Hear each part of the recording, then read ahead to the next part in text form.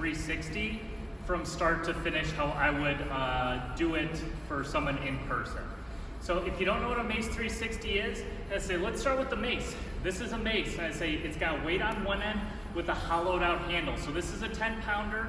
The majority of the weight is in that head with almost no weight down the handle here. If I were to drop this, it would just go swinging. So that's your steel mace. If for whatever reason you have one and you're like, I don't know what to do with this, 360s is the way to go. So if you don't know what a 360 is, mace is vertical, and what you do is you take that mace and swing it up and around your head.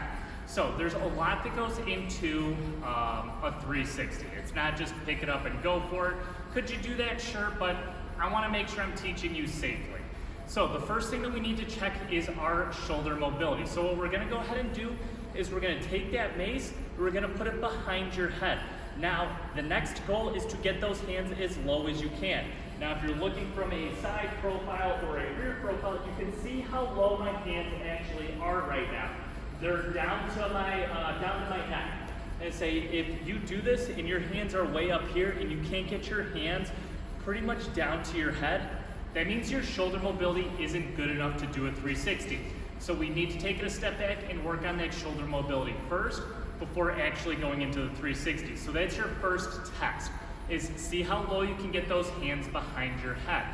Once you've done that test, the next thing we're gonna go ahead and do is called a pendulum swing. So basically what this is we're gonna take that mace, we're gonna put it back behind the head, hands as low as we can. Now what we're doing here is just getting you used to the idea of swinging the mace behind your head. So what we're gonna go ahead and do is just swing that mace back and forth. It's okay if you hit your butt. I hit my butt all the time when doing this. But again, the idea is to just get that mace to swing behind the head without actually being able to see what's going on. And you can see as I'm starting to get better with this, and I say my hands are starting to go higher and higher as you're doing it. So that's basically your goal on your pendulum swing. And you want to do this for as long as it takes you to get comfortable. If you do this for 5 minutes and you're still not comfortable, that's okay. Keep practicing it until you are comfortable with that mace swinging back and forth behind your head.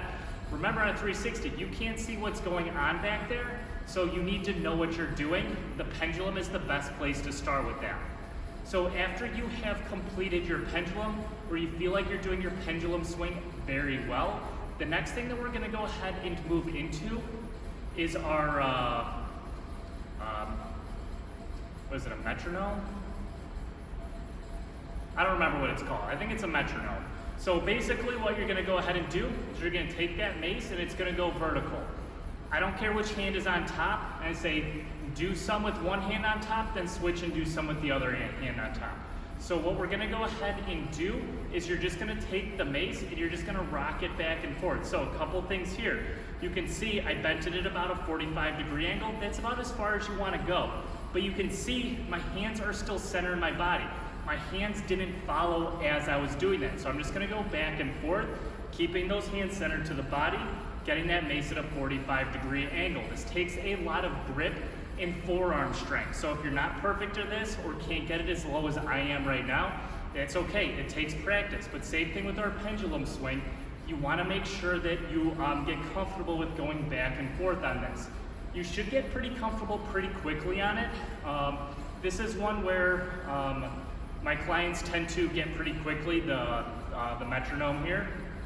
And again, just practicing back and forth.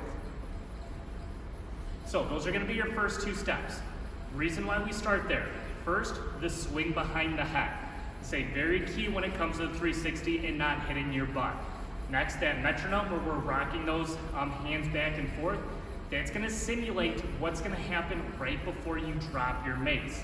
And what I mean by that is when we're going here, and say keeping those hands centered to the body, my mace is dropping. This is the first thing you're gonna do in the 360. So knowing that this is the first thing that we do, we're gonna go ahead, we're gonna take that mace, we're gonna go towards the direction we want to, and once you basically hit your point of no return, meaning it feels like that mace is just gonna keep falling down, you're gonna take those hands, you're going to lift them up and over your head, you're gonna let the mace swing, and you're gonna pull it back down. And you can see the finish there. I pulled my hands to here and came back up. I'm gonna get to that in a second. That's getting a little ahead of myself. So what I want you to just go ahead and do right now is just practice, I say, dropping the mace. Don't worry about getting it up and over the shoulder. So what I want you to do is pick the direction you want to go, getting the mace to that 45-degree angle, lifting those hands, and just letting it swing behind your head until it comes to a stop. You're then going to go ahead, bring it back up and over, reset, letting that mace fall until you can't go anymore, lifting the hands, letting it fall and swinging behind your head. Now remember, we want to go both directions with this, so make sure that you're practicing both directions. So now I'm going to do a couple with that other side. And you can see just letting it swing behind the head, not even trying to pull it back up and around. One more time.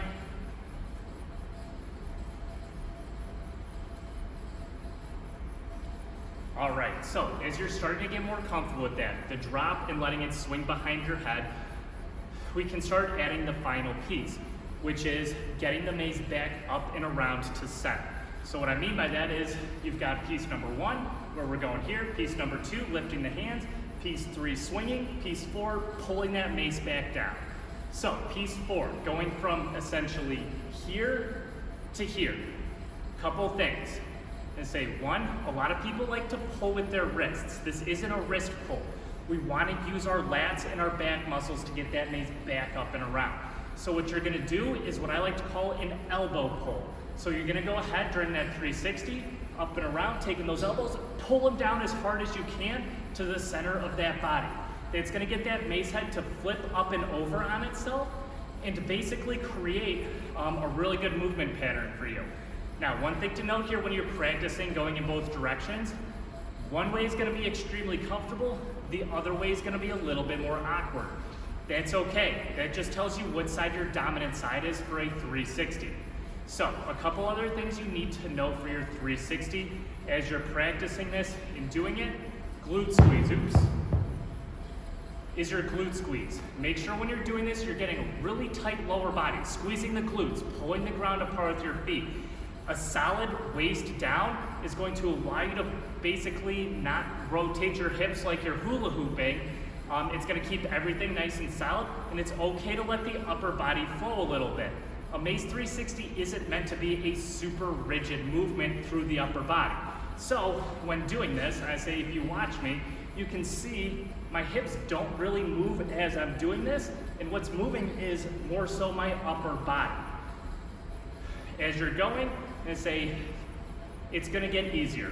Your 360 probably isn't gonna look very good when you first start out. That's okay, these take practice. I've been doing 360s for, I don't know, 3-4 years now, and I say, my 360 is gonna look way different than yours when you first start out. Last piece of advice I can give you is hand position. A question I get a lot is, which hand is supposed to be on top? So what I like to say is, whatever hand is on top is going to dictate which way your mace goes. Meaning, if my right hand is on top, I'm going to take my right pointer finger and I'm going to point to the direction I want my mace to go. So I'm pointing towards my left shoulder. That means my mace head should go towards my left. So again, pointing towards my left shoulder, mace drops over the left shoulder and back up and around to center. If my left hand is on top, I'm pointing with my left finger, or I'm pointing with my left pointer towards my right shoulder. Means the mace is going to go towards my right. Now here's the flip side is you should be able to do 360s in both directions, meaning even if I'm pointing towards this shoulder, I still should be able to do the opposite direction. So keep that in mind as well. If you have any questions, let me know. Say, but that's how you do your Mace 360. Take your time with it. Go through each step, perfect it, then move on to the next step. And really, the last step of that elbow pull, and say over pull. It's okay if you pull and that mace flings forward a little bit. That just means you need to pull back a little bit, but you're starting to understand the strength that you actually have. And on that note, that's a Mace 360. Have a good day.